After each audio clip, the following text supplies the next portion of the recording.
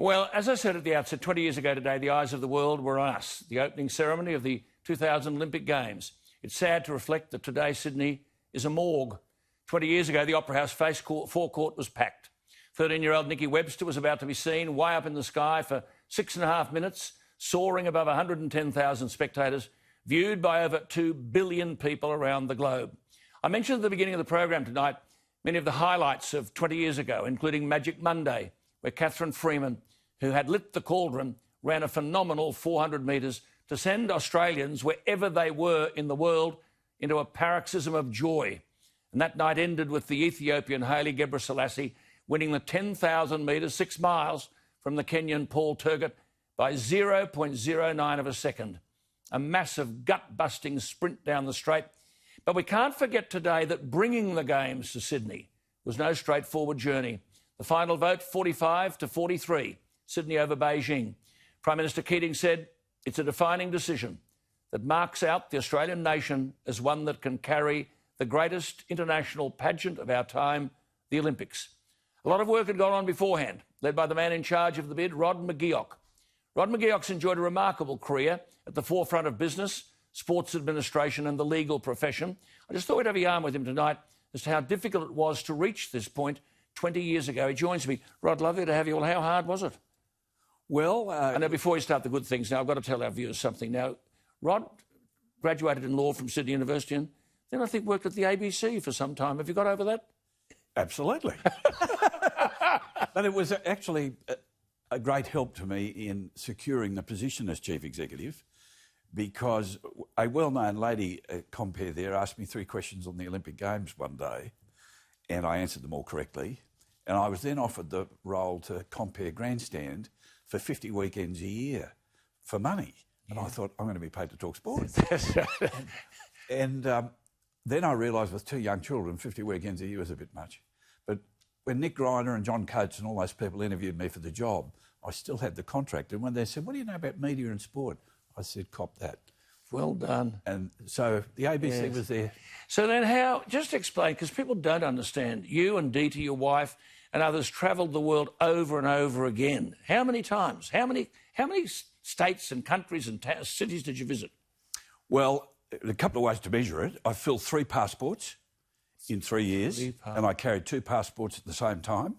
The government allowed me to do that because I was on one and I needed visas in the other and that sort of thing. I even climbed up a ladder at Los Angeles airport to go from one plane to another Qantas plane because they'd already locked the doors and I had to get on it to get back in time.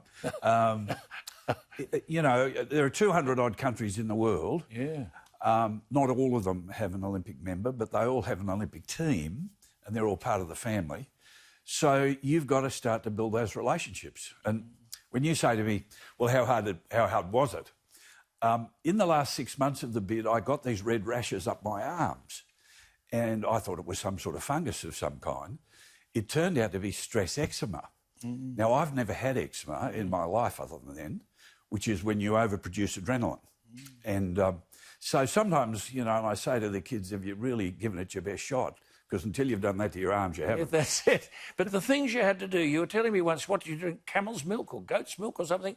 You had to accommodate the hosts all the time. Well, that was a trip to... I did a couple of trips to Mongolia. Yeah. And their ceremonial drink is horse milk. In a little cup. And I was really struggling and I had this young Russian... This man hates milk. this young Russian translator who didn't drink alcohol. And when the Mongolians aren't drinking horse milk, they're drinking vodka. So I said to young Sean, you take all the milk, I'll do all the vodka. Now, what about coming to Australia? We're a long way away. They call us down under for a reason. But when then these delegates who were going to vote came, you organised with the team to see that all the traffic lights went green. And I thought, you've got no traffic problems, have you? Hey? The police were fantastic. Every trip we did, every traffic intersection we went through, the lights were green and you'd turn your eyes right and left and there'd be traffic stacked back and through we'd go. And you know Donald McDonald from Opera days. A number of them enjoyed a night at the Opera and wherever we were, the Opera was held until the AUSSIE member was in their seat. Donald McDonald just said, keep the curtains closed.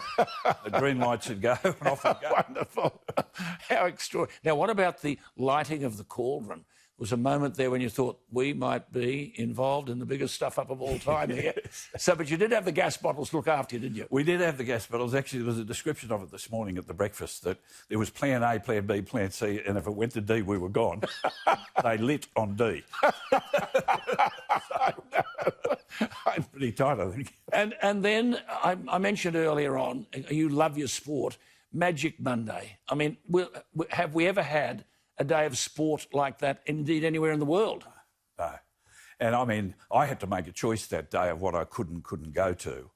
And Kieran Perkins had been on our team. He'd given one of the speeches in Monte Carlo. He'd launched my book. So I went to support Kieran at the 1,500 metres. And unfortunately, Grant Hackett just got the better of him there. Yeah. But then there was Kathy, and Maurice Green's 100 was that night. I mean, what a night. Well, but weren't you there for Gebrselassie? I'd gone back to hospital. I'd had viral encephalitis and I got up for the day. Yes, I remember that now. And the doctor said, you're mad. And I said, well, I've got to see something. I was, well, I'll see Kieran. What about the legacy now? Have we taken... we sold you people. You did a brilliant job. John Coate, Bob Carr, John Fay. They sold this story to the world. There are pictures coming up there now. It was just unbelievable. It was flawless, the whole thing. Did we cash in? Have we made the most of the legacy? Well, in sporting infrastructure, we probably did. Yes. Although I think we've all realised you've got to keep spending to keep it up to date. Yes. I think the fraternity thing, the unity of the people, we captured it. And did we keep it? I'm not so sure. No. You know. Worries. When I look at the tourism numbers, we haven't doubled our numbers since we won in 1993. Thailand's numbers have gone up 7 times. So, you know, are we selling it as well as we did sell it during the bid? But the nicest story about legacy was today. When we started the bid, there were a range of other cities against us, and we all know about Beijing, but who's forgotten about Berlin? The wall had come down, east meets west, it all sounded terrific, major economy in the world, and they could clearly put it on. So my focus to start with was how are we going to deal with Germany? And then out of the blue, for the first time in Olympic history, they announced that they would also bid and host the Paralympics. Most Paralympics had never been held in the same city as the Summer Games. And so for the first time, we were challenged, would we do it? And of course, we had to respond. So we said we would do it too. Now, today at the morning breakfast were 2 wonderful Paralympians who said it changed every aspect of the Paralympic Games, that they could be at the same place as the Summer Games and use the same venues and the same crowd would come to support them, was just a defining moment in Paralympic sport. And then this woman said, and you know, Mr. McGeoch, from then on, they saw us as elite athletes and not as handicapped people. And she broke down. Beautiful. Now, if that isn't a great legacy for all of us, the disabled got something forever out of it. Yeah. Well, I always say, Rod, they're people with ability, not disability. And the Games gives them an opportunity to exhibit that. And the other thing, of course, I suppose we were able to parade some of the greatest athletes the world has ever seen, and they were all Australians. Oh, absolutely. Absolutely. I mean... You know, we had Cuthbert and Raylene even Boyle, the women that carried Shirley the torch Strickland, eh? Debbie Flintoff, even the ones Debbie that carried the torch in, and Betty Cuthbert and Dawn. I know. And, you know, by then we had the new river ferries that brought all the members up to named them. And they're all named after Betty Cuthbert and Dawn. Yes. As are many of the streets. And you're still involved in a way, aren't you? You still are called upon to give advice to other people, other countries trying to mount an Olympic bid. Yes.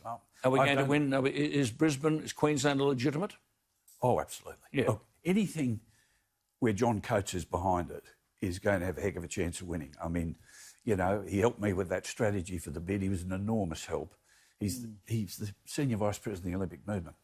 But I think they're a wonderful chance. Yeah. But, you know, when I did Athens, I was wearing this tie tonight. Yeah. The woman who led Athens, Gianna Angelopoulos, on the night took my tie in her handbag as her lucky moment. And she was up against Nelson Mandela and the Mayor of Berlin and all these people, and she walked out of there, won them easily. There you are. Congratulations. It's a wonderful legacy. Those of us who are there will never forget it, and Australia is better for it. Your contribution, along with your team, has been magnificent. Thanks for sharing that with us tonight. There he is, Rod McGeoch, the man who won the bid for us in very difficult circumstances.